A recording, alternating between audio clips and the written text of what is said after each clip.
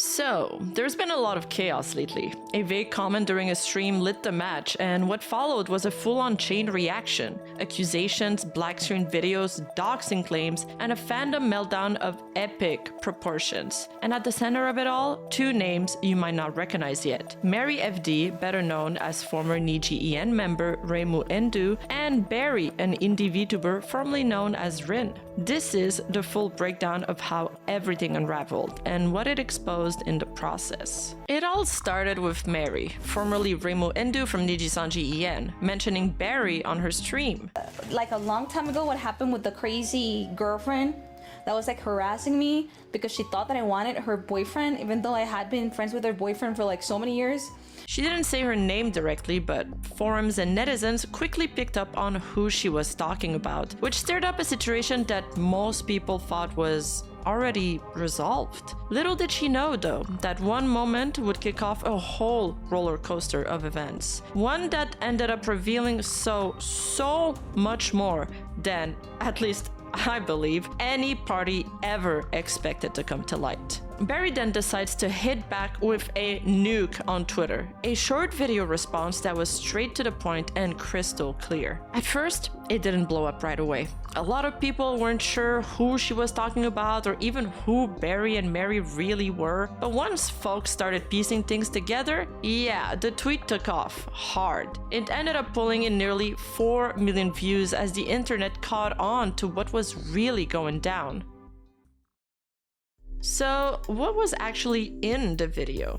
Well, it was another black screen with a solemn voice layered on top. Yes, Mr. President, a third black screen video has officially hit the Niji Towers. In that video, the speaker introduces herself as Bari. Some of you might remember her by her former name Rin. She explains that the purpose of the video is to document her personal experience with an individual publicly known as Mary, or MarieFD, as well as her interaction with Mary's former employer, believed in this case to be Nijisanji. She claims that she went through repeated harassment, boundary violations, and doxing, and what she describes as institutional inaction.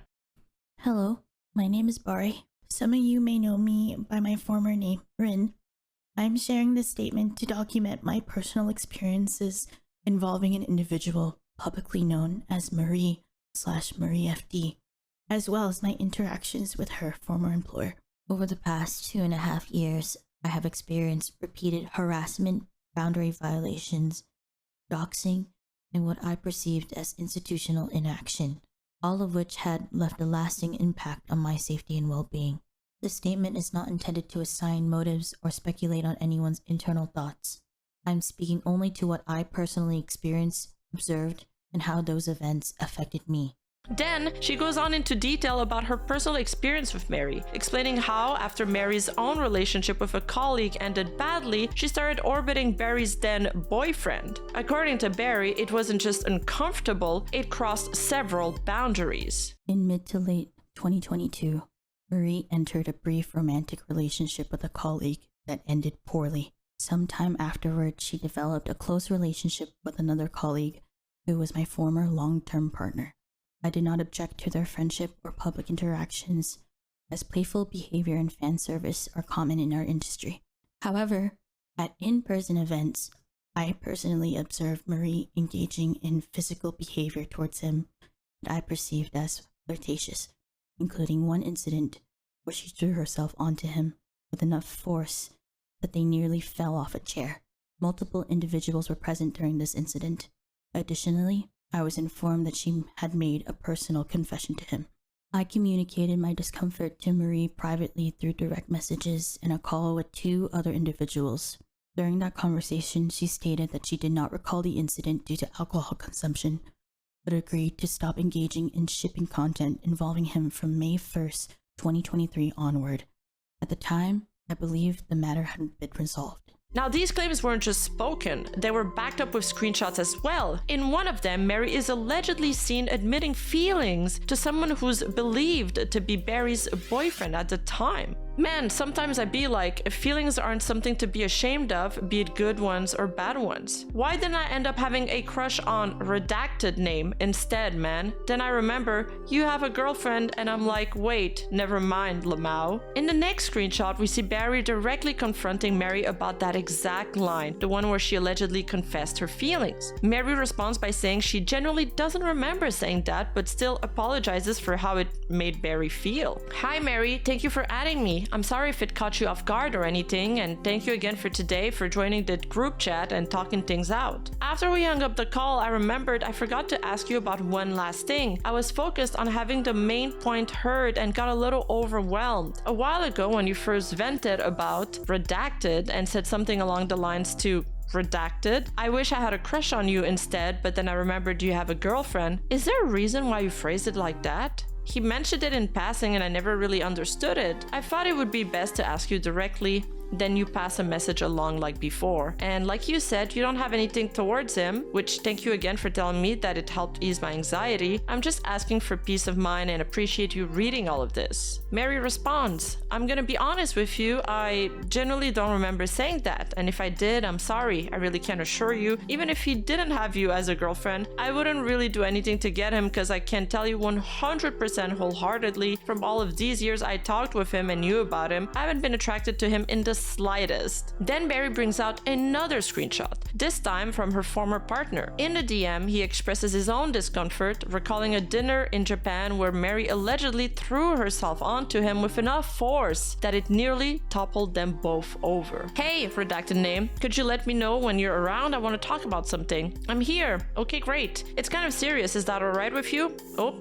Is something wrong? Sure. There's been something on my mind for a while now that's bothered me a bit, and the more I think about it, the more bothersome I found it. I think it started around the time in Japan with that dinner I brought up a while ago. I know that I brought up you telling me to shut the fuck up unprovoked, but I never managed to bring up the second thing that bothered me that evening. I've been trying to wait for an opportunity to show itself, to bring it up organically to you in a conversation, to not make things so abrupt and awkward, but it's proving to be a bit on the difficult side, hence why I asked to talk to you just now. During that dinner, I don't know if it was before or after, when you snapped at me, you also sort of threw yourself at me and clung on to me. This made me very uncomfortable and also came across as rather disrespectful, as it was right in front of my significant other as well. The fact that this and the snapping thing happened within the same hour or so has had me so confused and conflicted for so long now that I still am not entirely sure what to make of it. I can't tell if I'm puzzled, conflicted, sad, upset, or a mix of all of those emotions about the whole deal. I know you apologized for the snapping thing, but I feel a bit mixed about the apology, as I remember it more of a, oh, it's because I broke up with redacted, as opposed to, I'm sorry, I shouldn't have done that. If I'm misremembering, please do feel free to correct me.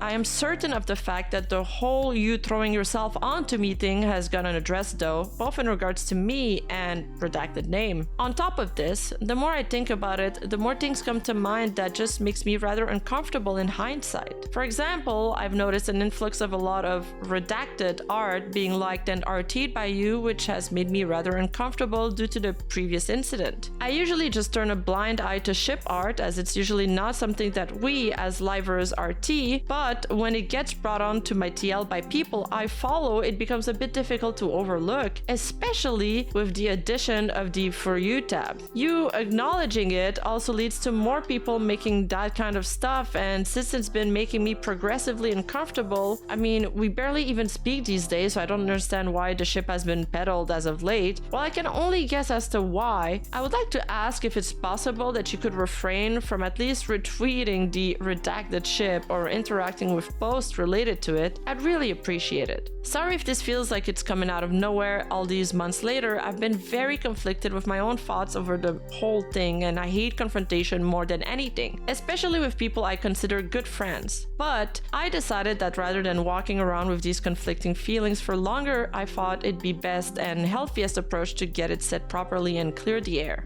Thanks. Mary then responds to Bari ex-boyfriend. Oh, Thank you for talking about this with me. First off, I apologize again for telling you to shut up in Japan. I understand it was seen as unprovoked. That dinner, so when I apologized to you about it, I gave a general explanation because I was embarrassed of how I acted, but I didn't know you'd taken it as just giving an excuse to it and not really apologizing. I'm so sorry. I apologize again because I do believe it was wrong of me to explode the way I did when you didn't even know about it, plus I hadn't talked to you either. A lot of my redacted friends that already knew kept asking me about it if I was bothered that you kept talking about him during the whole trip, and I let that affect me as well. But this isn't me excusing my behavior, it's just giving you a look onto what has happened in my mind. I should have addressed it a long time ago instead of letting it bottled up. For the second thing, I genuinely had no idea I made you and redacted feel uncomfortable. I'm so sorry. I don't remember throwing myself at you, but again, if you and redacted saw it that way and felt that way, I can only apologize. I'm so sorry. I'll be way more careful from now on, and just want you to know that I didn't even cross my mind. I'm so sorry, redacted. I guess that's why it went unaddressed, but thank you for bringing it up to me. I generally had no idea, and now I know. Does redacted feel comfortable enough to talk to me so I apologize directly to her as well, or is it alright with only you? About the redacted, I don't really think much of it either. I retweet art if I like it, but I don't really stalk the art tag either. I like every single post at them, but I will of course respect your boundaries. Thank you for bringing that up as well. Do you feel comfortable if I just don't retweet any fan art with you, just to avoid any misunderstanding? Also, please don't apologize. If anything, I'm glad you did. I'm so sorry I didn't give you a safe space to do so earlier. I really had no idea, but now that I know, it's much better. So then, Bari also makes it clear in her video that both she and her partner expressed their discomfort to Mary on 3 separate occasions. Once in her DMs that we've shown previously, 2 in his DMs, the one we just read now, and 3 in a separate private call that included 2 other individuals. Then we move on to the biggest allegations of the video.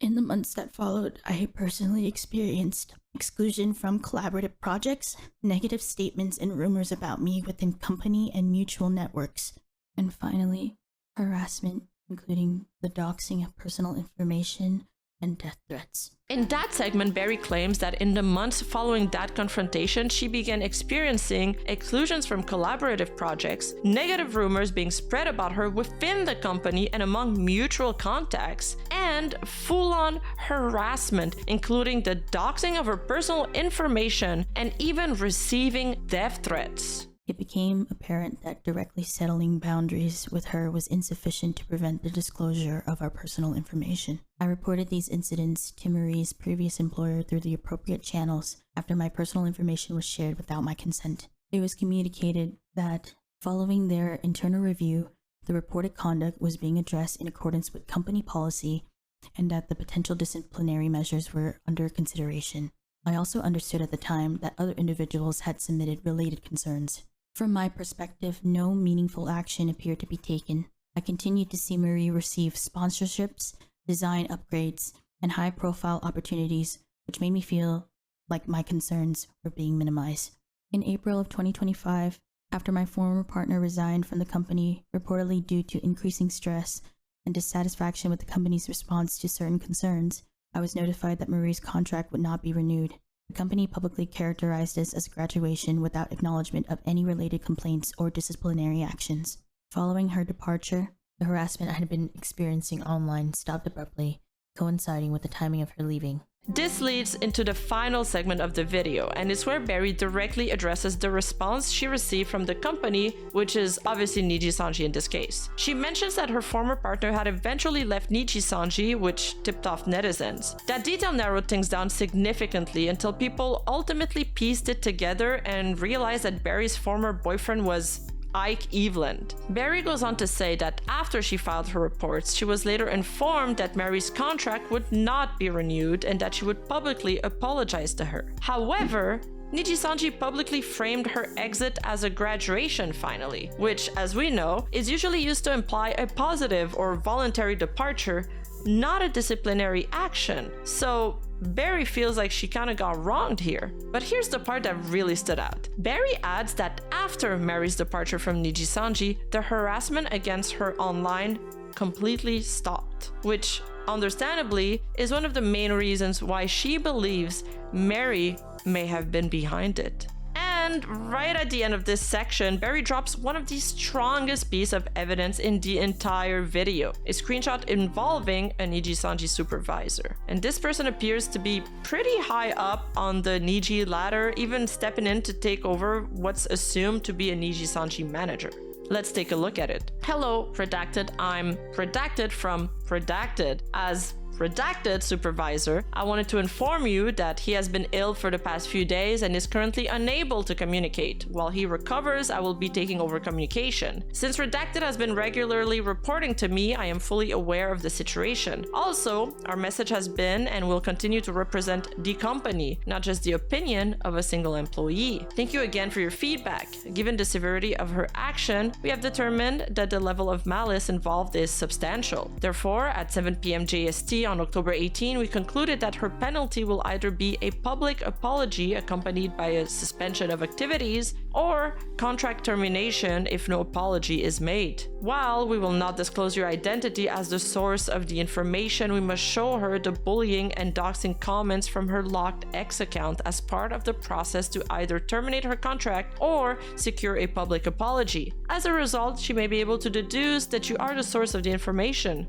We look forward to hearing from you soon. And right after that, Bari includes a screenshot of the actual report that was filed to Nijisanji. In the section labeled infringement of someone's right to privacy, it specifically states that personal information of others was shared in your video or on your social media account. This line strongly suggests that the company did acknowledge that doxing had taken place, at least enough to formally flag it as a violation. My intention was to move on and not address this. However, Marie recently spoke about me publicly, presenting a version of events that, from my perspective, does not align with what I experienced.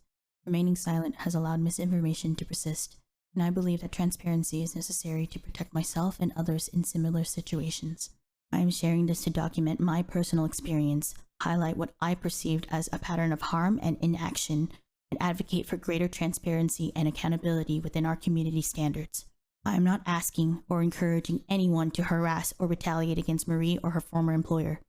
The information in this statement reflects my personal experiences, perceptions, and understanding of the events as they unfolded. Bari wraps up her video by saying that she initially intended to just move on and never address the situation publicly. But because Mary recently brought her up publicly on her stream and presented a version of event that, from Bari's perspective, does not align with what she experienced, she felt that staying silent any longer was only allowing misinformation to spread. So she says she's speaking up now to document her personal experience, highlight what she perceives as a pattern of harm and inaction, and advocate for greater transparency and accountability. Bari also makes it clear she's not asking anyone to harass or retaliate against Mary or her former employer, and this statement reflects her own experiences and her understanding of what happened. She ends by thanking viewers for their time.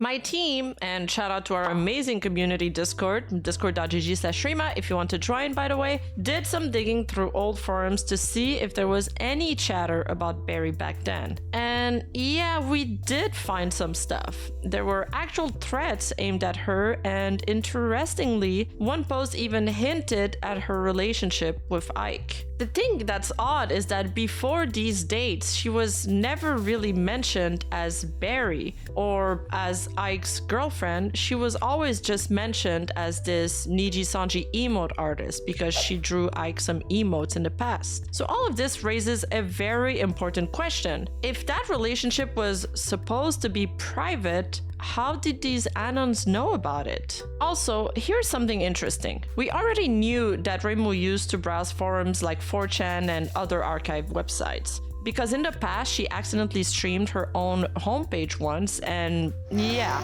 it showed her most visited websites right there on the screen. On top of that, another one of the links shown was MarieFD's Twitch page, which pretty much confirmed the long-standing suspicion that MarieFD and Reimu Endou were in fact the same person. After this explosive video dropped on Twitter, netizens got to work. pretty quickly, people started piecing together the identities of those involved in Bari's story. For example, Bari's former partner, it didn't take long for many to link him back to Ike Eveland from Nijisanji. That theory was only strengthened by the timing. His graduation lined up with the events in Bari's video and followed by his complete disappearance from the internet. And to add even more fuel to the fire, fans also noticed that he wasn't following any of the members of Viteria, Reimu's gen, anymore, which felt pretty telling in hindsight. As for MarieFD, she was also confirmed to be formerly Reimu Endou from Nijisanji EN, and Bari is Bari Loaf, of course. But what about the third person mentioned in Bari's video? The colleague Mary was in a relationship with, the one who, according to Bari,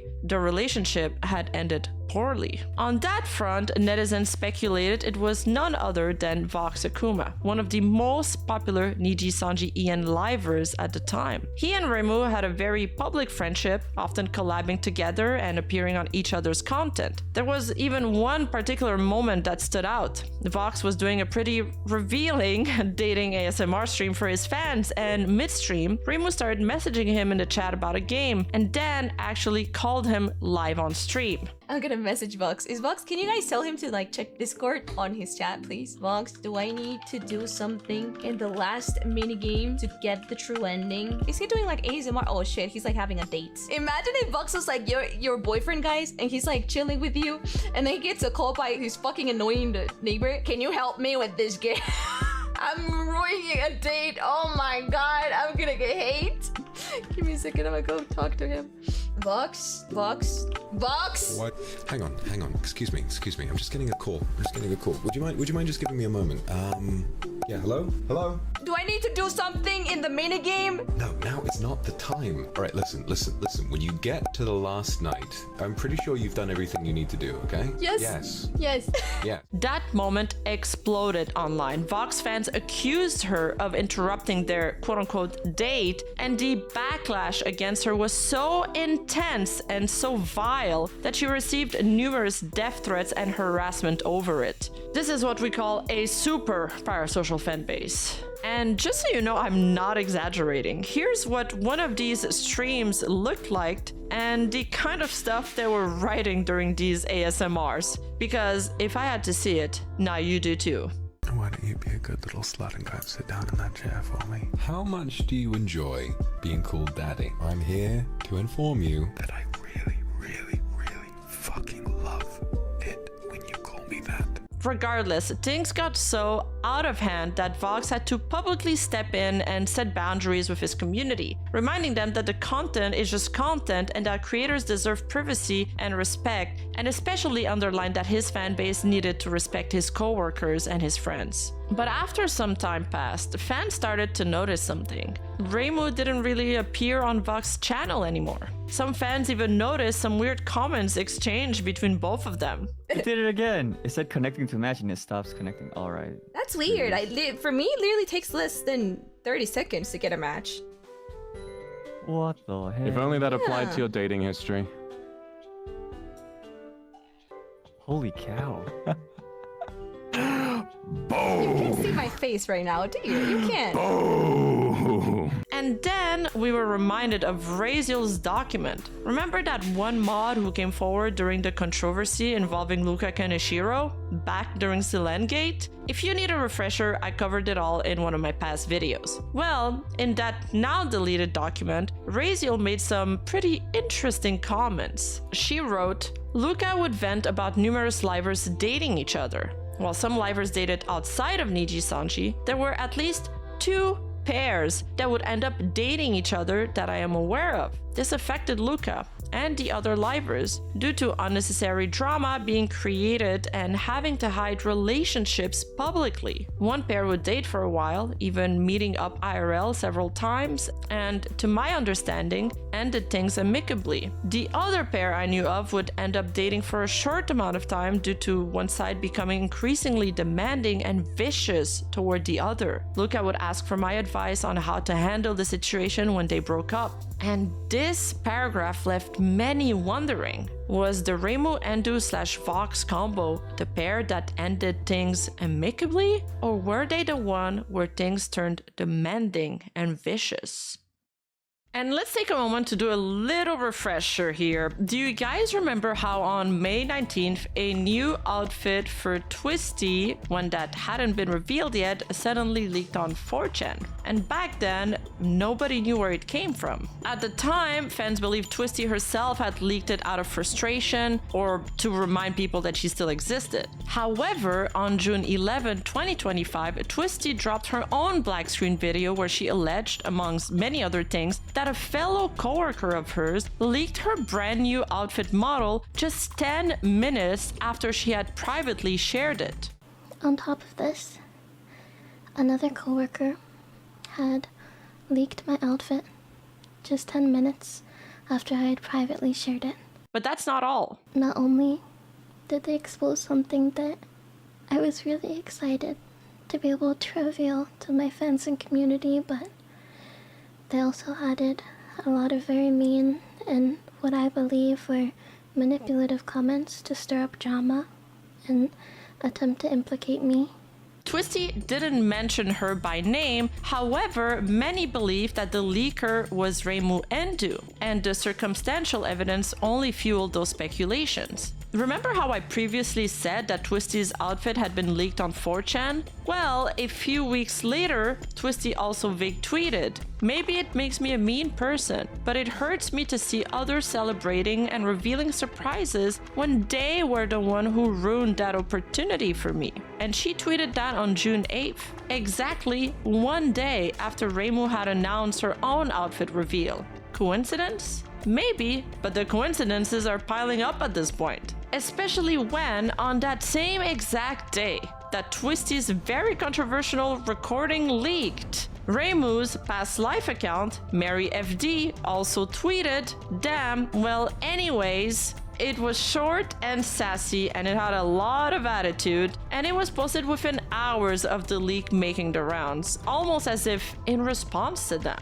And then came that one final layer of salt. Twisty's stream, the black screen, and the apology, the entire emotional bombshell was scheduled on the exact same time as Reimu's outfit debut stream. Down to the hour, almost perfectly overlapping. Intentional or not, it sent a message. Twisty and Reimu did not seem to like each other. And fast forward to the present, well, to Bari's video, which basically accused Reimu of harassing someone, sending them death threats, and leaking their private information. Seeing all of this come together, it's starting to form a very clear picture once you start connecting all these dots. And right after all of that dropped, we saw Twisty also tweeting from her PL. It's always nice to see evil people getting proven to be evil. And then responding to a commenter that said, "Well, people just decided to pretend you didn't say what you said about that person," she responds, "The most insane part to me is staff and other livers acting like I'm crazy for getting my outfit leaked, especially when they were all well aware of what kind of person was around. It was my fault though. I should have known not to send things to livers and that it end up on 4chan."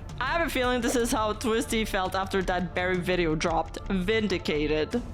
But Twisty wasn't the only one tweeting in support of Bari. Following this, another former Nijisanji liver, Curious Cypher, believed to be Hex, replied to Bari's tweet, adding, "I'm sorry, Bari, you didn't deserve that. No one does. You're very courageous for speaking out. You've always been very kind to me. I'm here for you." But this did not sit well with Nijisanji fans. And Kiryu unfortunately ended up receiving death threats and harassment in return as well.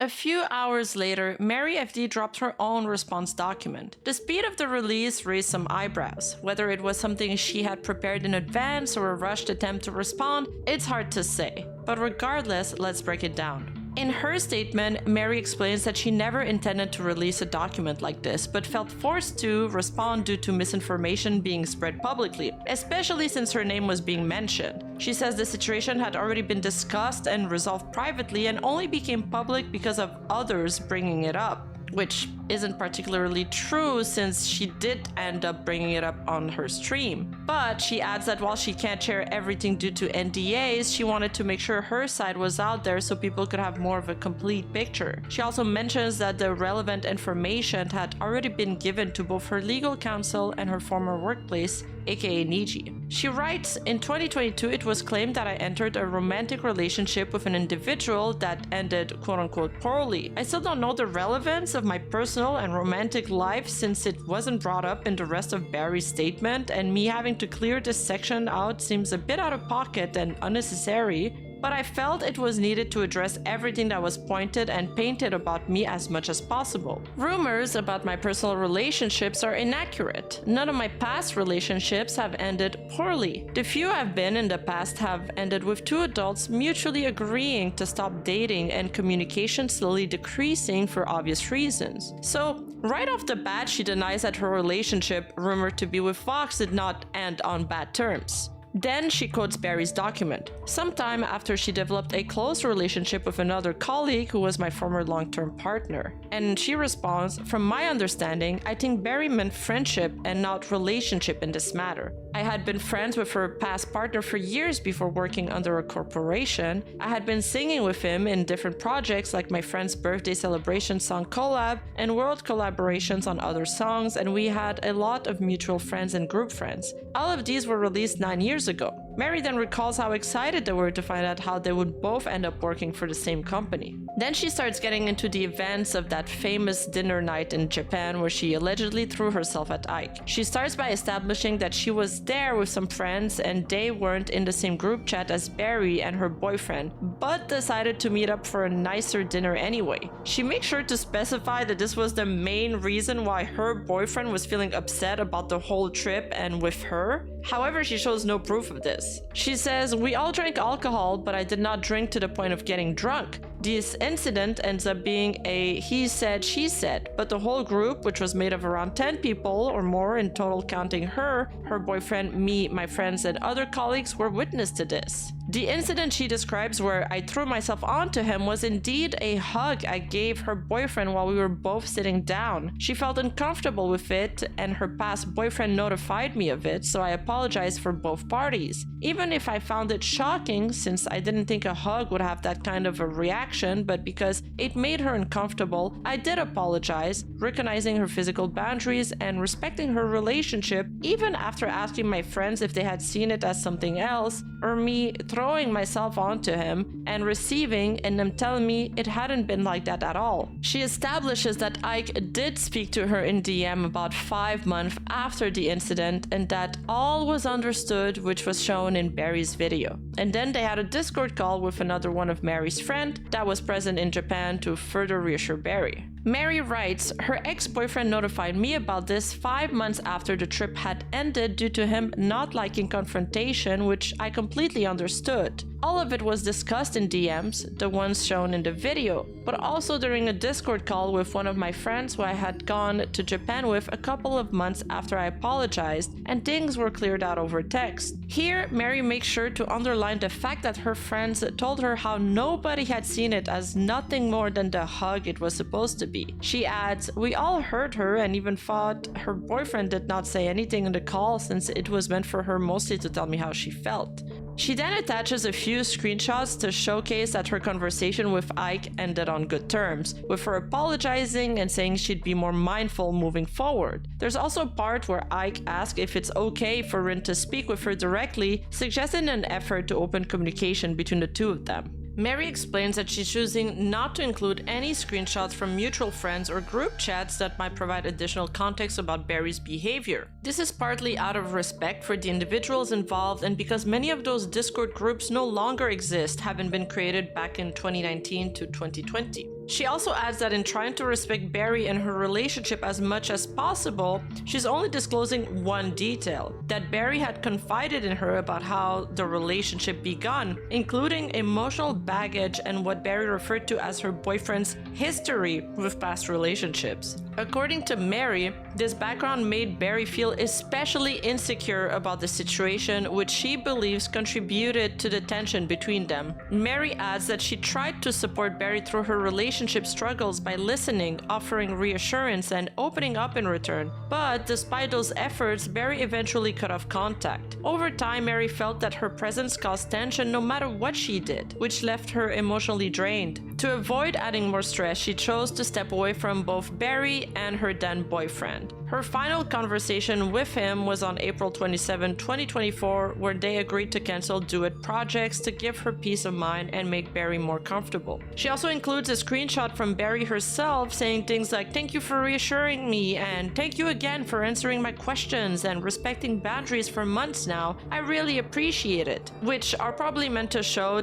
that at least at some point, Bari acknowledged the effort and felt her boundaries were being respected. But Marie also makes a point to showcase several screenshots of Bari acting jealous and insecure. In one instance, Bari asked Marie why her then boyfriend Ike is ignoring her and also asked for clarification about one of Marie's tweets. She says, "I guess seeing your tweet and him avoiding, I don't know, it made me feel sad." Marie then responds, "I'm so sorry. Well, to give you some insight from my side, he accidentally got into a hangout and me and Redacted were there setting up for stream. We talked for like literally 5 minutes before we streamed and I was typoing all over the place on my waiting room. When we started streaming, I think he joined the call for 1 second to make fun of it, then left. They make it seem like we hanged out for hours before. But you know what I usually did when it hit me first? I generally just asked reassurance from Redacted boyfriend name, not like directly ask him, but hang out, like plan a date. And then when we spend a lot of hours together after that, I'd calm down. Does that usually work for you?" And here MarieFD seems to be referring to her own relationship at the time, which again was speculated to be with Vox. Then Bari asks if what she can say next is between them. I think because, well, it took a lot for Ike to approach you about everything, and then this whole thing festered for God knows how long because we didn't talk it out, so when I get jealous or upset, he's tired of being patient. Understandably so. So when I express it, it automatically turns sour. And not gonna lie, this is a really weird dynamic that we're witnessing. Marie's kind of put in this odd position where she's both acting as an advisor to Bari and also being seen as a romantic rival, at least from Bari's perspective. And their exchanges are full of this awkward dynamic. At one point, Bari even apologizes for piling a lot onto Marie, right after Marie had literally just asked her to block her. Then the very next minute, Marie is giving her therapy-style advice, telling Bari she needs to be kind to herself. This entire situation is just messy. So messy. This part really feels like Marie's trying to show that she really made an effort to be there for Bari, but in the end it just seemed to stress both of them out even more. Bari was clearly still working through a lot of insecurity at the time, and Marie includes another example that also comes across as Bari feeling unsure about her place and even her worth in the relationship. Bari writes, "I also cried in the bathroom in Japan," and Marie responds, "Let's go. Not because of you, don't worry. Oh god. No, it's just meeting a lot of Ike's friends. You hear you're so lucky to have him a lot. And I'm sorry, I think I did that comment, yeah. But it makes me question what I bring to the table." Marie says that conversation like this kept happening over and over again. Bari would send her a tweet where Marie wished her ex good luck and asked why he was replying to that but ignoring her DMs. Feeling overwhelmed, Marie reached out to friends for advice and was told this had happened before, that Bari tended to fixate on someone when she felt insecure, which often caused similar problems in her past relationships. There is also no evidence to back up this segment. Marie describes one situation as the last drop in the glass, a moment when she replied "stream" to a tweet from Ike, which led Bari to become extremely upset, crying for hours on her birthday because she felt his "you dummy" reply was flirty. After being repeatedly questioned and made to explain even the smallest interactions, Marie says she became emotionally exhausted and came to see it as harassment and ultimately chose to cut ties with both of them after speaking with the boyfriend, who admitted he didn't know how to handle it either. Marie then messages Ike with a Gyazo screenshot telling him, "By the way, Ike, I'm sorry to stress you about this, like I legit can understand how your situation might be, but Lamau? ? And she sends him a screenshot of something Bari told her. However, Marie here majorly blunders by first uploading an uncensored version of this screenshot before editing her document. But netizens, of course, caught it before it was changed, and by zooming in, we can finally confirm two things. One, that Ike was indeed the lifer Bari was dating, and two, that Nijisanji was in fact the company mentioned. She then includes part of a conversation that she had with Ike about Bari. I think I did what I could do as much as I could so far, so I'm sorry, by the way, this ends up being a constant stress for you. I barely saw you on the trip too, and to a certain extent I feel sad because I avoided sitting next to you because I kept on thinking I'd upset her, but at this point I legit think it just gets out of my hand. I'm sorry. Ike responds, I don't think there's much either of us can really do. I tried talking to her, but she's pretty set in her ways. And Mary answers, I'm sorry, Ike, I know this doesn't help, but you dummy wasn't flirty at all in my eyes. I trust you as friends, but this sort of things, I feel it's out of my hands, yeah. Hang in there, bish. So, they seem cool here. Mary says that after a few more interactions, she cancelled all planned song collaborations and cut off contact, but emphasizes that only a small group of mutual friends knew the full story, and none of them ever told others to avoid working with Bari. Basically, she's refuting the allegations that Bari was purposefully being left out of collabs. She then moves on to the doxing claims by saying that the only comment she made was a single vent post on a locked personal account with under 10 close friends, which read, ex-girlfriend is a fucking menhera, help. She says no personal information was ever shared. The post was deleted years ago, and she was shocked to learn Bari had received death threats, something she strongly condemns and says she had no part in. She then moves on to the next segment where she talks about all things involving her company. Mary explains that due to general NDA, she can't share specific details about meetings, who was involved, or what was said. However, she's allowed to speak on how the situation affected her. She says she followed internal procedures to report behavior she experienced as harassment. The matter was reviewed, she received an apology, and it was resolved privately. It's unclear whether or not this was a separate report that Mary filed from Bari's or just a counter report. But additionally, she also clarifies that her decision to graduate was completely unrelated to those events. According to Mary, she had been discussing her desire to leave with staff since early 2025, largely due to stress, creative differences, and wanting to pursue other goals. She officially begun the graduation process in January and planned out the remainder of her term accordingly.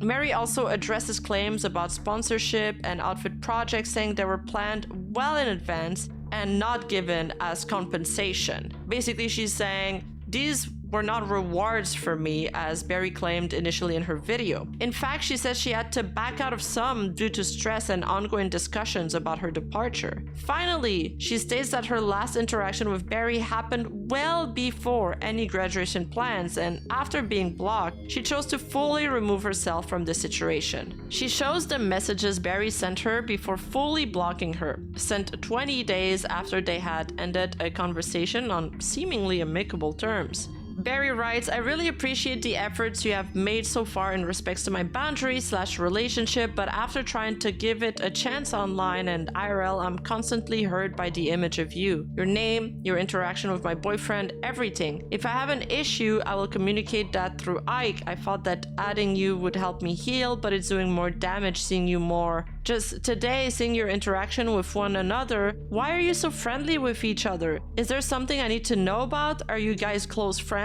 Why is he ignoring me to answer your messages when he's with me IRL? And you won't have to worry, I'm not going to any redacted events in the future. Honestly, Bari, that's probably all questions you should ask your boyfriend and not Mary.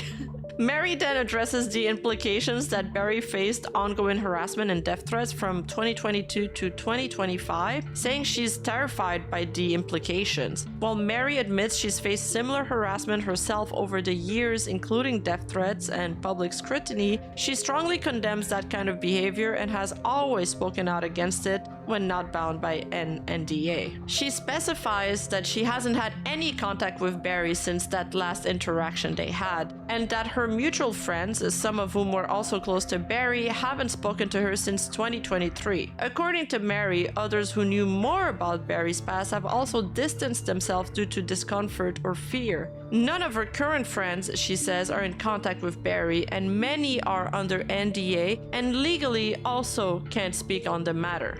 quite conveniently. Mari firmly states that despite their differences, she stands against any form of harassment or threats directed at Bari or anyone else. She says this situation doesn't justify that behavior either. So basically, Mari's doc is her way of saying that Bari was really unstable, insecure, and kind of an obsessive menhera, and that she generally tried to help her and ease her anxieties. She also makes it clear that she and Ike were on good terms. The supposed quote-unquote doxing was just a private vent tweet from a locked account, and that she filed a report for harassment as well. She really emphasizes that her graduation had nothing to do with this whole situation or any kind of wrongdoing on her part. But all in all, her response is fairly weak and hides behind the NDA excuse.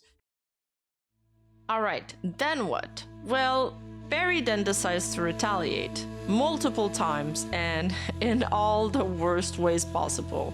First, she starts by impulsively replying to Mari with additional screenshots. Thank you for bringing up our DMs. A fan who was merely supporting your ex endeavors was unnecessarily drawn into your personal matters, all while using your company account. Leaving things out of context only worsens misunderstandings. These are screenshots of Mari venting to Bari about a fan artist that her boyfriend, probably Vox, talks to on Discord. Mari writes, just so you know my lowest so you don't feel crazy, there's this artist that I blocked, by the way. Bari says, on your Niji account? Yeah, you're so brave. Because I give zero fucks, Lamau, and she links her Twitter.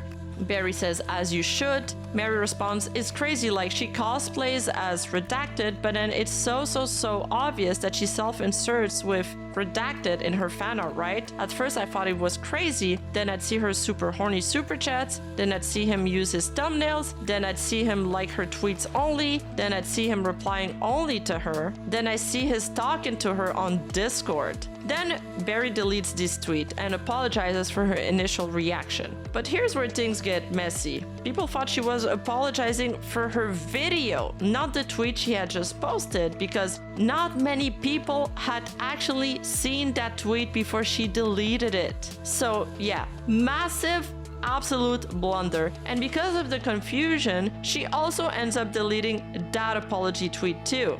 During that time, the internet also did its thing and found out who was the fan artist in question. A cosplayer named Yui, who did Yumi shipping, aka self-insert shipping, with Vox. Finally, Bari ends up dropping a Google Doc about an hour later. Bari starts by going point by point, directly responding to Mari's statements and refuting each part. In response to Mari questioning why her personal and romantic life was brought up at all, Bari explains that it was Mari herself who had shared in private conversations that she was interested in having a relationship similar to Bari's. So from Bari's perspective, that personal context was already part of the conversation, somehow. And then she shows a screenshot where Mari basically says that she wishes she had a healthy relationship like hers. Bari then adds that she appreciates that Mari tried to reassure her and acknowledges that Mari opened up during that time too. Bari points out that she was also there to support Mari through those moments. But then she brings up a specific concern, the incident with Yui again, the fan cosplayer we mentioned earlier, who was blocked simply for supporting Mari's ex. And Bari's basically saying, if we're going to talk about my insecurities, then we also need to acknowledge your actions because they contributed to how I was feeling. I showed up for you too. So she reinforces this by including the same screenshots we read earlier, the one from her tweet. As for Mari's explanation about the priv account tweeting, ex-girlfriend is a fucking menhera help tweet, Bari states that the messages posted anonymously on 4chan appeared to be similar in context and writing style to tweets originating from Mari's private account. And that since we know Reimu was a freaking user of 4chan, she tries to establish this weak correlation between the harassment screenshots from 4chan and this tweet about Bari being menhera. She also draws a connection between something Mari or Reimu said directly in her document and a suspiciously similar 4chan post that appeared around September 2024. In her doc, Mari mentioned that she asked some of her work friends about Bari and claims that they all said the same thing, that Bari had a history of relationship issues and that they had distanced themselves from her because they were emotionally drained. And that's where things get sketchy because a 4chan post from that same time period says almost the exact same thing, which does raise the question, was Mary leaking private details about Bari to anonymous forums? If that's the case, even if it's not a dox in the way the VTubing community usually defines it, it would still count as a breach of privacy, especially if it involved private relationships or personal details about her friends that were never meant to be public. One information could lead to another, and suddenly you've got way more sensitive information out there, and you've heightened the risk of having other accounts being exposed. Then Bari writes, I did not use or mention the term menhera at any point in my video. I found it unusual that she included this in her document. However, there appears to be a strange recurring pattern of behavior in which an individual on 4chan has described me using this term. Basically, she's pointing out that both Mary and some anonymous posts on 4chan use the word menhera to describe her, and is implying that because of that, there's a connection. Well, I got a newsflash for you, Bari. It's not just Reimu that uses that word, it's everybody. And then she basically just starts posting those 4chan forum posts telling her to KYS that we sourced earlier as proof of the death threats Reimu sent her. Like, no, Bari, we already had these rats. Your job was to give us the evidence for the rats, not believe them. Needless to say, by all means, this was a very weak document from Bari's part. It didn't land well with the audience, the response was overwhelmingly negative, and as expected, it didn't stay up for long. So she deleted it too.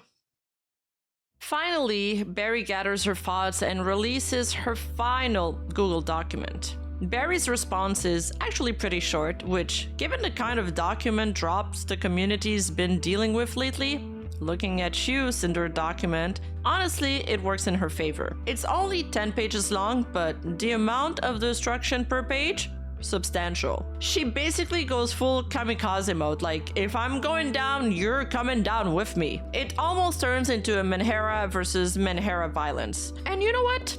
I can work with that. However, the document ends up being reported shortly after its release for breach of TOS and taken down. But fortunately, we made copies. So right off the bat, the document starts with a really important statement that, for some reason, everybody missed. There seems to be confusion about consent. I got permission from my former partner, she writes. There it is. I gave his consent to Bari for sharing these screenshots in her document. He's backing her up. This is huge. Bari explains that she first met Mary back in 2017 when they worked on a group cover together, and they were mutuals on Twitter under her old alias, Rin, so they were already acquaintances before anything else happened. She also shares that her former partner had a friend, implied to be Mary, who became overly attached to him, which created a toxic dynamic, and says Mary would often vent to him about her own dating insecurities and anonymous online drama, including things related to a public ASMR stream her ex had done. So the following screenshot is basically Mary venting to Ike about her own relationship problems. So one day we were working in his studio and she called him. Vox's fan base, he replies. And she says, and he was in the bathroom, so I cut the call, Lamau, I'm sorry. And when I did, I kind of ended up reading the first page of their convo. I'm so sorry. I know that was wrong, but I didn't scroll up or anything. It was just the latest logs. Yeah, that's not really okay, no. When you cancel the call, the little tab disappears, and the convo is like right there, so I ended up reading it. And I noticed they legitimately called like every 2 days for like, not exaggerating, Ike, like for 8 hours. And she sent him a fucking bikini picture. And when I saw that, I was like, Lamau. I left the room and didn't say anything. 1, I was jealous. 2, I couldn't concentrate. And 3, I was scared if I stayed, I just want to scroll up and read more. That's highly inappropriate in my personal opinion, on their part, I mean. Then Reimu replies, so I just went to another room and worked. Then we had a talk in the bathtub and I told him how uncomfortable she made me and how I wanted him to at least make some boundaries, like I made clear. I didn't want him to cut her off because the least I wanted is to like limit his friendships and seem like those annoying, jealous, controlling girlfriends. but like at least just treat her as an artist you're commissioning, because that's what he wanted to do supposedly. Then some days went by and I was drunk and I was chilling sitting behind him, and I noticed they were talking again, and because I was drunk I got emotional, and that's when we fought. And he strangely got like really defensive, and I had to clear out like no joke 4 times in the convo I wasn't blaming him and that it wasn't his fault, and all I wanted were boundaries. And he kept saying he couldn't cut her off because he was scared of what she'd do if he did, and he just didn't know what to do. So every time I ask him, so what I get from this is nothing will happen and I just need to get used to her, then he'd get angry, and like I felt he was slowly shifting the convo toward like me being that annoying jealous girlfriend, and I felt really bad. Like to a point I felt like I was the bad guy and I shouldn't be talking about it again. So it ended with him apologizing and me apologizing as well, and he said he tried to set boundaries, and that's where the thing ended. It was bad. Right now I feel better because I tried to just do stuff and think on something else, but like I felt so fucking anxious when it was happening, and like I keep telling him at some point I did trust him, but then the way she acts makes me not trust her, and it makes me doubt, and I was sorry for that. At some point he did tell me she just casually asked one day like, oh, I was reading that docs page and they're talking a lot about Reimu. Are you guys dating? And I got pissed. He answered like, fucking ew, no, Lamau. And I told him I didn't like it, and he said it was just for acting and blah blah blah. Wow, Vox really put Reimu in the cuck chair there. But she goes on to say, the fact that she came to ask him about it made me super pissed off. Not even my friends do that. That snooping kind of attitude pissed me off, and apparently she looks at 4chan and that dog site all the time and brings that shit to Vox, and I just don't like her. At one point of the convo I did tell him, what if she just randomly sends you a nude or I don't know, a picture in underwear or a bikini? I didn't tell him I knew she had sent it because I feel really shitty about it. And he said, oh no, if that happens, I just cut it off right there. And that answer made me so sad, like, I see. So basically he lied to her there because she had proof that the other girl had sent her a bikini photo before. And on top of that, it's kind of super scary that this fan artist is looking at Vox and Reimu's docs information and then letting him know that she knows about it. So he's put in this weird position where he feels like he can't piss her off because she's got all of this sensitive info on her. Scary stuff. But the venting session between Reimu and Ike continues. Ike responds, sigh, yeah, that does complicate things a lot. Reimu responds, and that's about it, like a quick summary. Sorry for vomiting it all out. All good, but yeah, that's rough. I kept trying to make him understand the kind of power he had in this sort of situation. Like, having a female friend is fine, hell, even talking to them a lot is fine, even if I think it's a bit strange to be calling for that long with someone you're not romantically interested in. Cause that girl is a fucking fan and she's in love with him. And he kept saying, oh, I swear I never knew she liked me. And then at another part of the conversation he said, oh, I've actually turned her down twice. Twice! Like inhales? That's contradicting statements. Yeah, the more I kind of like tried pushing it in the least aggressive way, the more he ended up like contradicting and then panicking cause past trauma. And like I kept saying he was scared of cutting her off, so I just ended with tried to make boundaries cause what the hell. I think boundaries is reasonable, it's just like I personally would never engage this much with a fan. Following this, Bari adds, my former partner and I never had problems when it came to female friends. I've always been open about my interactions with women and have even drawn fan art, something I did because I wanted to celebrate different dynamics. I traveled to Japan to watch them perform. I bought merchandise from many of the girls. I've slept over Millie's house. I'd even had collabs with mutual female friends. However, it's important to note that I stopped drawing after one of her fans attacked my thumbnail art unprovoked. I stopped because of insecurity about my art but not my relationship. It's evident by these screenshots that Mary/Reimu also lied about her relationship with Vox ending on good terms, because it doesn't look like the relationship is going well at all. Here she is venting to Ike about Yui, the Yumi shipper again. Exactly, it just feels wrong. There's such a big power imbalance. And he kept saying he did it because he had no one by his side when our drama happened and he had no one to vent. And I told him, yeah, he did. He had friends, man. He had you. And he was like, yeah, but I felt everyone was by your side, like on your team, including Ike. And I was like, sigh, just god damn it. Ike says I was on no one's side. And she says, yeah, exactly. I told him. All I told him is that I was disappointed in how he handled the fallout. She was a fan no matter what he did. She'd always be by your side, and that's not how actual friends act. Hell, we don't go to 4chan and the Dox site and keep feeding him shit. At the first talk, I just told him I'd wish he had not vented with her out of all people. Yeah, but what done is done. We can only hope he holds true to his promise about boundaries. That relationship seemed rocky, and Marie/Reimu seemed to have been confiding in Ike throughout, making her rebound with him all the more likely, which in turn makes Bari's suspicion more valid.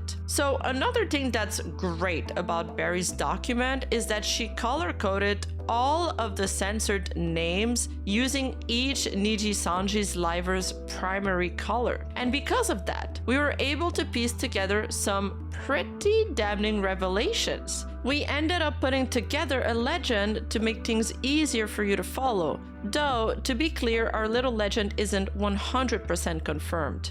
So for example, in the screenshot we just showed, it's a conversation between Reimu, who is pink, and Ike, who is blue. Teal is Millie, purple is Anna, and strawberry with a light background is Nina. Following me so far?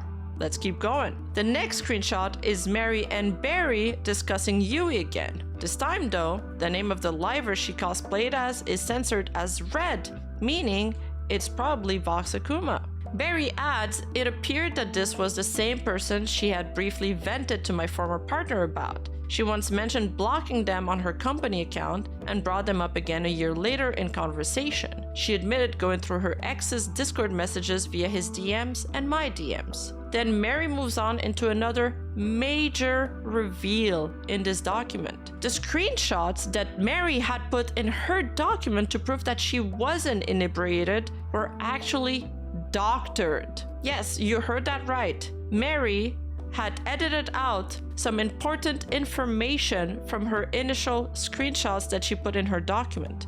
These are the original screenshots showcased in Mary's doc, and this is the parts that she cut out. Ike says, "You were somewhat drunk if I recall correctly, but I vividly remember how it happened. I even pulled away to the point where I was sliding off my chair. You can ask others that were there if my account doesn't add up.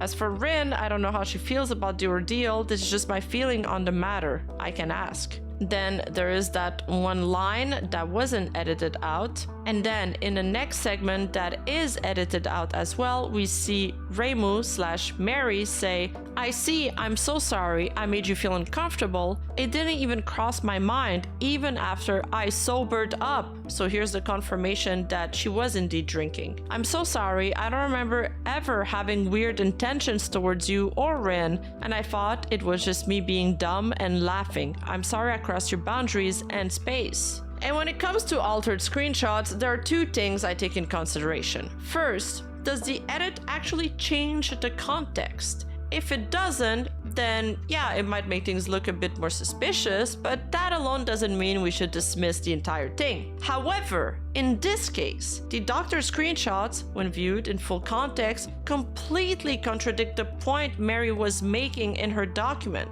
that she wasn't drunk during the dinner when she threw herself onto Ike's laps. TLDR, Mary/Reimu lied in her response document by doctoring those screenshots, which directly contradict her claim of not being drunk when throwing herself on Ike. Bari then responds to Mary's claim that past friends distanced themselves from her out of discomfort and fear, saying that this was never communicated to her and she's unsure what quote-unquote past actions Mary is referring to. She says she's open to clarification and wants to take accountability if needed. Bari also reveals she received a cease and desist letter after Mary put out her own statement. Finally, she adds that Mary also had let her breakup with her then ex, believed to be Vox, affect the synergy of the group, even suggesting sometimes to leave him out of a trip.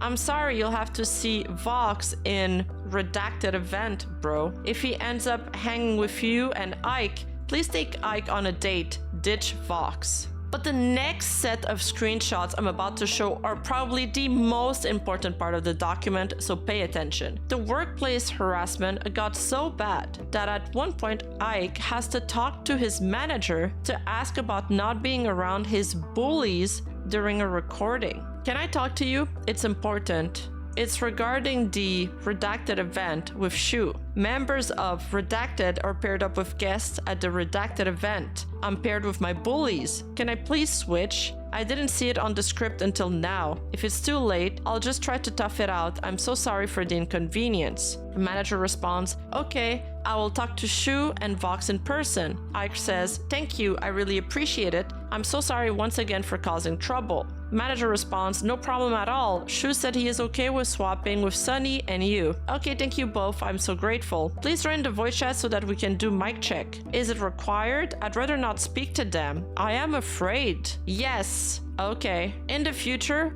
I never wish to be associated with them. They doxed me. And the manager simply responds, understood, like it's nothing. This part blows my mind. It's an insane revelation. Ike was doxed by bullies, plural, mind you, within Nijisanji. And I'm not sure what I'm more shocked of. The fact that he got doxed by people that worked with him? Or that he reported it to a manager who replied so casually? On top of that, the screenshots are dated around May 20th and seem to be in reference to an event organized by Shu. Based on that, we narrowed it down to Shu Yamino's 3D event, which aired on July 12th. In those screenshots, Ike allegedly says that he doesn't want to perform with his bullies and asks if he can swap with Sunny. So, naturally, people started looking at the 3D event lineup to figure out who Sunny ended up performing with, and it turns out he was paired with Reimu and Anna. Meanwhile, Ike is shown performing with Vox and Luca instead. So, if this information is correct, his bullies would be Reimu and Anna. Now, it's important to note that this connection is still speculative. We're working off context clues and screenshots, and while the implication is there, nothing has been confirmed officially. So take this more as an alleged inference based on available information. Not only that, but note that the screenshots are dated after the Selene-gate incident, during a time when Nijisanji was under public pressure to improve Liver's working condition, which makes this entire situation even more damning. Bari then writes, my former partner was also excluded from Millie's event on April 19, 2024. He was live tweeting throughout the event and discovered that he wasn't included in the first 4 waves of participants featured during Millie's live watch. This coincides with his live tweets. He found out by watching the live recording alongside TL. She also attaches a Discord screenshot where Ike is confronting Millie about it. So, am I getting added to the group chat, or are we just doing this over DM? Or did something come up? Let me know. About 11 days passes, and he hits her up again. Hey, so what's going on? I haven't heard anything from you, but I keep hearing about all these plans from other people that are coming here. Millie responds, gonna make one now. Sorry, we don't have a group chat, but everything is just being planned on Hangouts whenever we can. Really? Others have told me there is one. Did they lie? We had one, but it's for Redacted, and Illyra's bestie is in it. Interesting. Does the bestie not like me or something? Is that why a new group chat had to be made specifically for me? Also, isn't it odd how this is the second time something like this happened where I'm strangely excluded from group chats when there's a meetup with friends in Redacted? I'm just letting you know how it looks. I don't think I'm asking a difficult question here. Would it be alright if I ask for an answer? She responds, first of all, please let me know if I'm getting this the wrong, but the way you talk right is a little bit passive-aggressive. I just made a group chat specifically for the Redacted event people, and we didn't exactly have any plans besides the one we just talked in Hangouts. Even the Redacted event was something like that was planned beforehand with our IRL friends. It just happened that it landed on the date during Redacted event, and I just Aya and Petra or Wilson to come here and hang out VC. Also, I want to address something too. When I ask you for Redacted event and it was around June, I thought we are in good terms. However, I've noticed that you unfollowed me on Twitter, and I got hesitant to reach out to you because I thought you didn't like me. So I'm feeling a little bit confused about our friendship, especially right now because of how you're being really passive-aggressive with me. I'm going through a lot right now, and I just feel super attacked for no reason. I am not intending to come off as passive-aggressive, he replies. I do think I have the right to ask for answers though. This is the second time you guys have planned things with redacted in redacted and excluded me from it. The first time it was, oh, it's just the redacted peeps, which then changed to if Ike comes, he's gonna bring Vox, and now it's, oh, it's because Illyra's bestie is in it, which then became, oh, it's only for the redacted event. Why does the reasoning constantly keep changing? I had to find out from the people coming here themselves that something was even happening. How do you think it looks to them when they come to me and say, Ike, you're in redacted too, right? Are you coming to the redacted? And I go, what redacted? You guys are coming here? They are shocked that you didn't tell me anything, especially when they are staying in the same area that we both live in and I am 5 minutes away. Is it really hard to not see this as a repeated instance of purposeful exclusion? If I'm not wanted, I'd rather you just tell me upfront so I don't waste my time. Just remember that they are my friends too. First of all, I thought whatever we talked about in redacted was something we had put behind and started a clean state. I just want you to understand that during the time when Reimu and Vox were on bad terms, Ike might bring Vox if he comes, which is something said to let Reimu mentally prepare. Might happen since we, at the time, didn't know that you were also not on good terms with Vox. It wasn't meant in a way where anyone wanted to exclude you. I think you keep pushing that idea onto me, Anna, and Illyra, and it's really unfair. Also, as I said, this August trip was something that was made plans and hangouts because we're tired to go to Redacted this year, and Petra, or Wilson, and Aya were planning to go. You can even ask the people involved in the group chat. This August trip is something impulsive, and I feel as of now you know how Redacted plan things when it comes to hangouts like this. People plan at the last minute or just do whatever they feel that day. We did not plan this intentionally in mind to isolate or exclude you. I do know for a fact that they're coming, but we had not set of plans, and that's the reason why I asked you if you wanted to go to Redacted with us. I just haven't made the group chat because I've been dealing with a death and I'm honestly tired of being blamed for something that is supposed to be a casual hangout. I do think I'm bringing up valid points, and it's a little bit disappointing that you're resorting to attacking me in return with terms such as passive-aggressive and bringing up a previous incident that by and large was never resolved because I feel that I never got an answer. There are still conflicting accounts coming from everyone involved, and I wish to know why that is. When I brought up the whole if I comes he'll bring Vox to your face in person, you act shocked and appalled when you said what?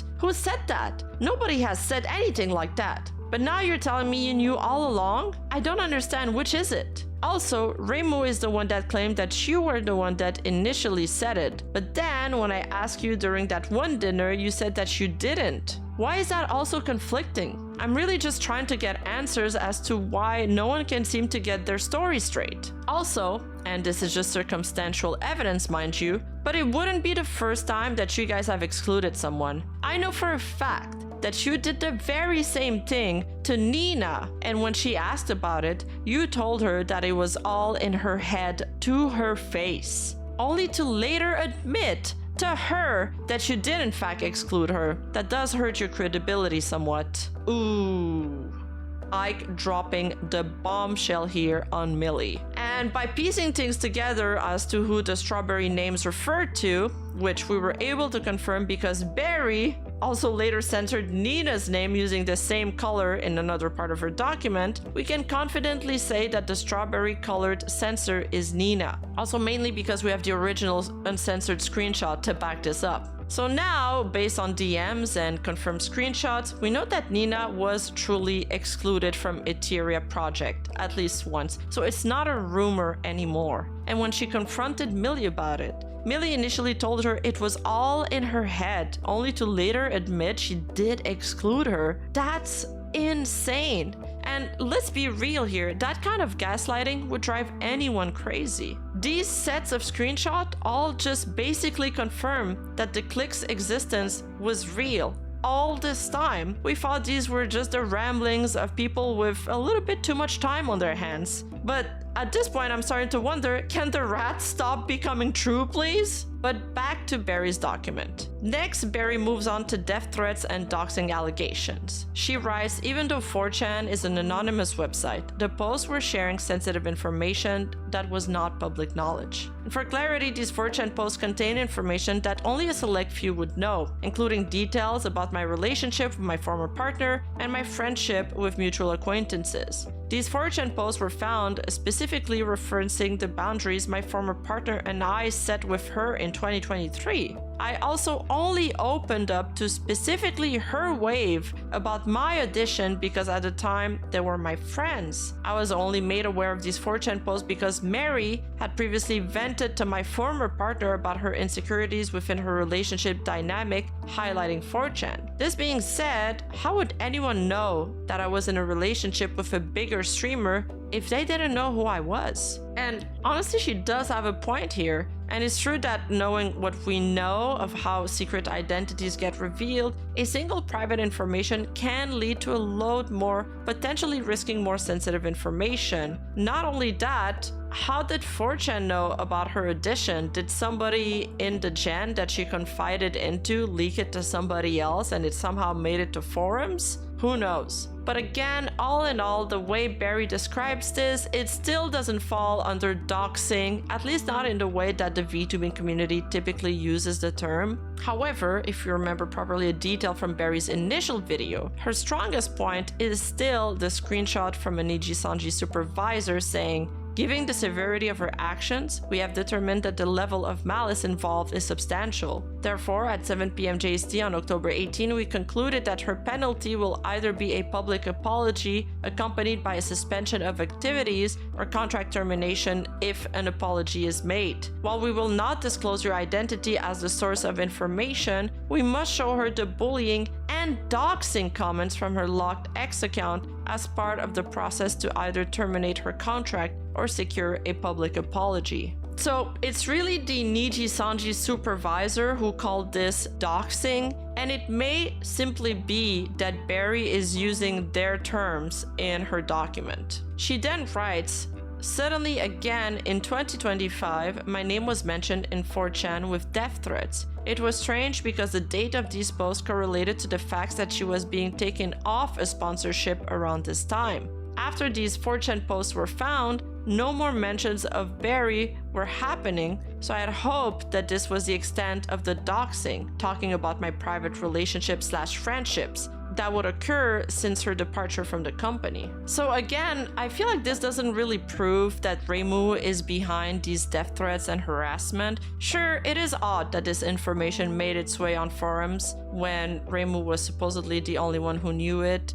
or other members of Eteria, but there really is no way to firmly prove that Reimu is behind those death threats. So as of now, I don't believe we can concretely say that she is. Finally, Bari reflects on the situation and acknowledges her own insecurities, but firmly states that she was never a controlling or malicious partner. Despite trying to express her concerns about exclusion and harassment, she says she was repeatedly brushed off and labeled as jealous or insecure. She describes being gaslit for a long time, even after offering support and meeting Mary in person multiple times. Mary was still monitoring fans, posting anonymously, and even checking her ex's message without consent. And honestly, after seeing how Millie allegedly talks to Ike so dismissive and even borderline cold, and likely did the same with Nina, it does put things in perspective. If this is how Bari and Ike were being treated behind the scenes by the Eteria girls, it's not hard to imagine how damaging that environment must have been. Anyone in that position could have been pushed to their limits. And on top of that, we now know that Mary/Reimu lied about her breakup with Vox being amicable. Bari got permission from Ike to release more screenshots too, which is pushing back on the crazy ex-girlfriend narrative that Mary was trying to craft in her own document. And now it's not just Bari anymore. It's Bari and Ike's word versus Mary's/Reimu's. So after Bari released her initial video, she says that Mary responded by sending her a cease and desist. And while Bari makes it clear that she doesn't support harassment, she does feel like it was necessary for her to speak up and share her side of the story. So after this news dropped, Vox fanbase, the Kindred, who are infamously one of the most parasocial fan bases out there, basically lost it all over the internet, like full-on meltdown mode. He's super popular in China too, and things especially exploded on this Chinese app called Red Note. It's kind of like a mix between social media and shopping. Users post stuff and there's an e-commerce side to it, and yeah, Kindred were not taking the news very well over there. Brief warning for #NTR. They also have this little day counter where they track how long they've been in love with him. It's kind of cute. Man, I need one of those to count how many days me and Gojo have been married, for reals. I don't even know what to say anymore. I can't let go, not even a little bit. I truly love him so much. What I love is Vox, the avatar, not the person inside it. If you want to call me a delusional fangirl, then yes, I am. I admit I used to defend his actions and I can apologize for that. But I genuinely can't let go, not even a little.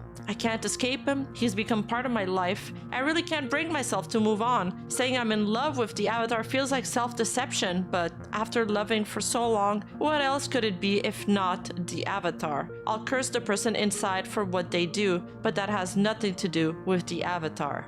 And another one, I want to die. Could Yui's possessiveness be any stronger? I can't take it anymore. One thing I noticed is that these fans seemed more upset about the Yui revelation than the Reimu one, even though the Reimu one was the quote-unquote official relationship. So sure, some of them were also bothered by the fact that he was in a relationship with Reimu, but for parasocial fans, that kind of thing can be tolerated sometimes, as long as it's not flaunted in front of them, as long as they can still immerse themselves into the fantasy. But there's this built-in idea of unattainability, a distance between fan and creator. And the revelation that he was DMing and spending hours in a Discord call with one of his fans, Yui, with one of them, that a fellow kindred had privileged access to him, ouch. That one did not sit well with them. In those 30 seconds you choked up during your 400k livestream, were you thinking of all your fans who loved you or a certain someone specific? Why I will never forgive private DMs. I will never be able to stop wondering whether the countless I love you kindred were meant to thank all the fans who supported him or a confession to a specific person. 3 days, I suppose. If there's no good news in 3 days, what am I supposed to say? I really can't let go. I truly can't. It's been 1,255 days, and today is the 1,256. He appeared in my life right when I was about to give up on myself, so I can't bring myself to let go of this feeling. His presence is embedded in every corner of my life. My rented apartment, my WeChat, my profile picture, my phone's lock screen, my iPad wallpaper, my NetEase cloud music, my Bilibili account. His traces are everywhere. What can I say? Girl, change those wallpapers, redecorate your apartment, and erase those WeChats. He might become my mute groom. I had already cut ties, severed them completely. It doesn't matter to me if he's in a relationship with anyone under the surface. I only care about those few minutes, those few hours when he was himself. I can't accept the idea that during those hours, everyone was equal, that everyone had their own version of him, yet he paid special attention to one. I really can't accept that. If there's no good news, then he's just a mute. Some of these fans are digging out Yui posts where she is bragging about making him post about whiskey, their favorite drink, while some others are simply mocking the event, pitting all the participants against each other. Mary, Bari, Yui, Ike, and Vox. And some are mourning the loss of who they thought he was. As long as you're happy, I don't want to cause a scene. Spoiling you was my mistake. In the year I loved you most, I still made memes, got fake nails done for your birthday, and even went to London. I'm too tired to think about how someone who's always 5G speeding is just running away again. In 2022, the year you were most popular and the year I loved you the most, you started dating and privately connecting with fans. This time I couldn't spoil you. Even when you said you were sick, I kept spoiling you. Even with all the other big and small drama surrounding you, I still spoiled you. But being sick while privately sweetly connecting with fans? Let's be honest. Since your debut, you weren't the only member I stand, but it's just because you were the first and the one I was most obsessed with. In turn, it makes me feel guilty for ignoring the other members I used to disregard. So be it. Today felt like every clown in the world kissed me. I'm tired. I've been trying to make peace with myself. I fell for you the moment the trailer dropped, and the moment I heard your voice in your intro, I was completely smitten. You were there with me through the toughest, most emotionally overwhelming times in high school. I really wish I could just keep pretending I don't see it, but I can't. I don't want to like you anymore, but it feels like if I stop, I'll lose the will to even go on. And like in similar controversies, many of them started mass selling their merch or leaving the fandom. Wait a minute, that shrine is... well, I gotta give it to her. That is impressive. Also, what the hell? Is that a cake with a Vox head on top? And some other fans were simply discussing the rumors amongst themselves, saying things such as, Reimu and Vox broke up after Reimu discovered during their talks that Vox was privately contacting a fan artist named Yui, which led to numerous arguments. Vox refused to cut ties with Yui, choosing to argue instead. After the breakup, Reimu allegedly told Ike, if the person I like wasn't Vox but was you,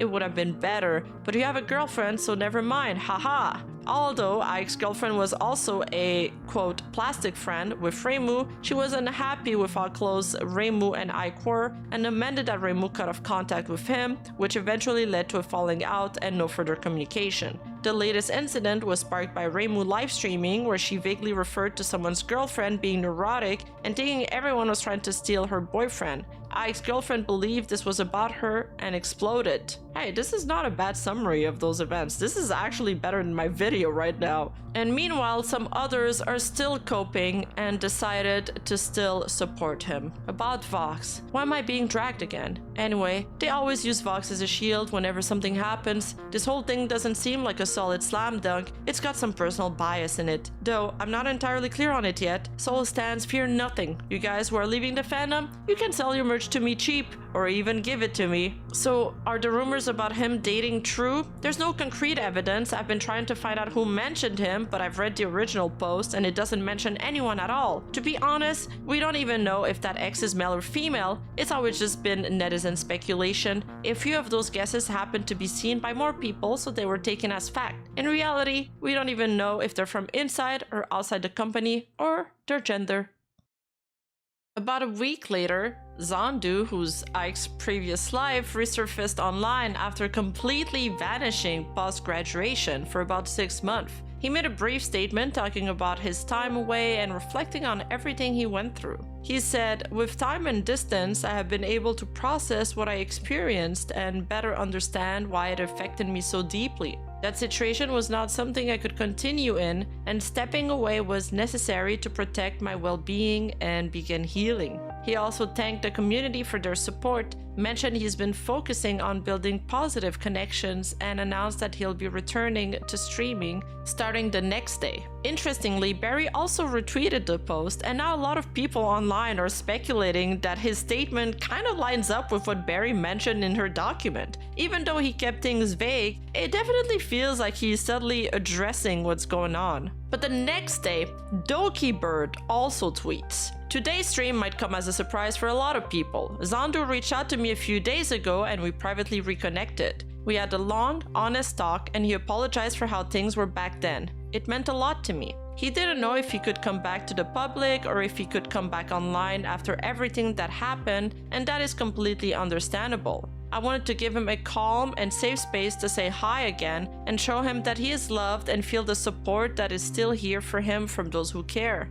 This is not a return stream or anything like that, just a gentle moment to spend time together. He will not have his POV on, but he wanted to say a few words and just be here for a little while. Please be kind in chat and let us enjoy this time together." Now, this is huge, especially since Ike was one of the 3 livers involved in the infamous black screen stream where they publicly spoke out against selling Tatsuki back then. The fact that Dokibird shared they had a long, honest conversation and that he apologized really speaks volume. It shows he had time to reflect and seems to genuinely regret how things played out. It felt like a much-needed moment of closure, a calm and emotional resolution to what was once a chaotic and painful chapter for a lot of VTuber fans. And for a lot of people online, this was a win, something to celebrate. But not everyone was happy. While many welcomed the moment as a sign of healing, others, particularly some corners of the Nijisanji fanbase, weren't so forgiving.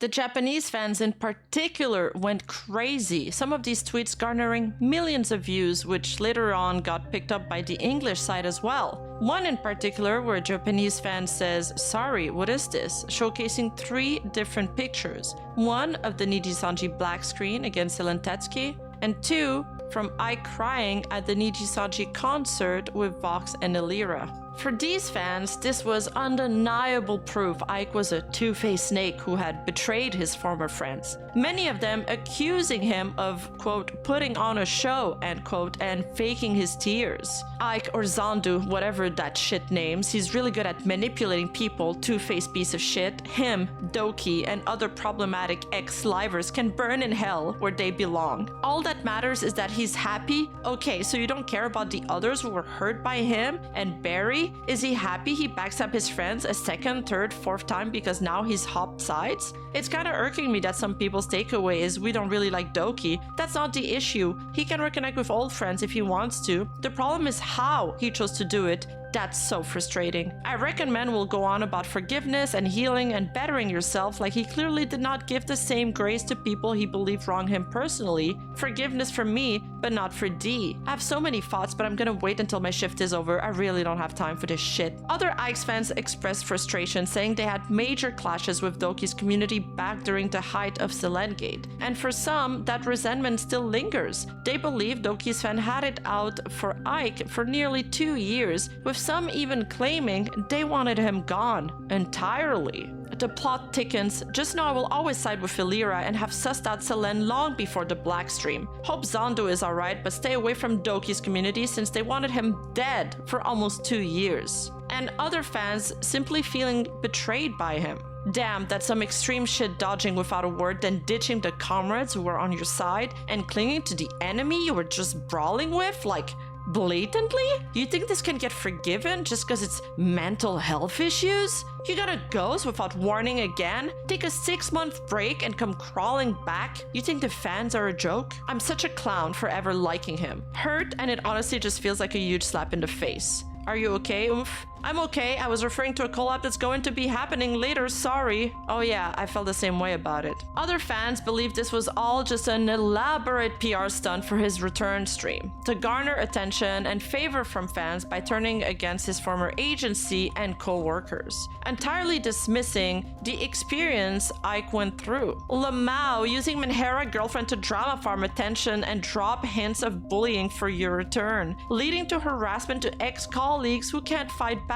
Using Doki to be on the good side of the internet, ignoring the fact that Dragoons have been harassing your fans for 2 years straight. Sure, let's give drama tubers more ammo in the meanwhile. You guys have a great Oshi. What a responsible 30 years old man. That is surely a lot of strategic move and setup to do for someone recovering from mental illness. It's honestly quite psychopathic in a way, using other people to air out personal grievances, then letting that ex-girlfriend get harassed for being Menhera, all the while people pity you for having to deal with them. Then you claim to be bullied and see your coworker get sent death threats and harassed, which you already have experienced and so you know the consequences of. All the while your own fans think you're a poor victim and welcome you back happily while you were orchestrating everything. And now, distancing yourself from the fact someone was allegedly brought to a attempt because of what you and your coworkers supposedly did. You can't be the perpetrator, so you have to be the bullied. You have to sacrifice the people who love you to the wolves so you don't. It's precisely because I love Pomu so much that it flipped, so this method is truly an object of disgust. While keeping favorably maintained, Doki cozied up and Pomu was a huge success, right? You just couldn't help wanting to imitate that, huh? It really is creepy, seriously. But anyone who actually took the time to watch the collab could see it was just a chill, light-hearted stream. At one point, Zandu even briefly touched on his time at Nijisanji, offering a bit of perspective without making it a big focus. And that's all I have for today's video. I know some parts might have been a bit hard to follow, especially with all the double identities and redacted names, but hopefully it wasn't too confusing. If you enjoyed today's breakdown and want to support the channel, make sure to like the video, subscribe, and hit that bell icon so you never miss a future upload. And if you want exclusive videos, anime reaction, and unfiltered commentary I can't post here on YouTube, check out my Patreon linked in the description below. Your support helps keep these deep dives going every single week. And if you want to stay updated on the latest VTuber happenings, dig through archive content, or just hang out with the community, join the Discord at discord.gg/Rima. Thanks for watching, and I'll see you in the next one. Oh, thank you for talking about this with me. Oh, wait. I will get this right. I need more beer. About the redacted, I don't really think much of it either. I retweet art if I like it, but I don't really stalk the art tag either and like every single posted them, but... About the redacted, I don't really think much of it either. I retweet art It's just so small, my granny eyes can't read these. None of my past relationships have ended poorly. The few I've been... Focus, Rima. Mary explains that conversations like these. During that time, separately, the internet did its thing and found out who was the fan artist that... During that time, the internet also did its thing and found out what the... I will say this. During that time, also, as I said, this August trip was something that was made in plan... She writes so bad. Can't. It's been 1,255 days, and today is the... What the fuck is this number? And today is even after I sobered up. So here's the... fuck. My words are failing me.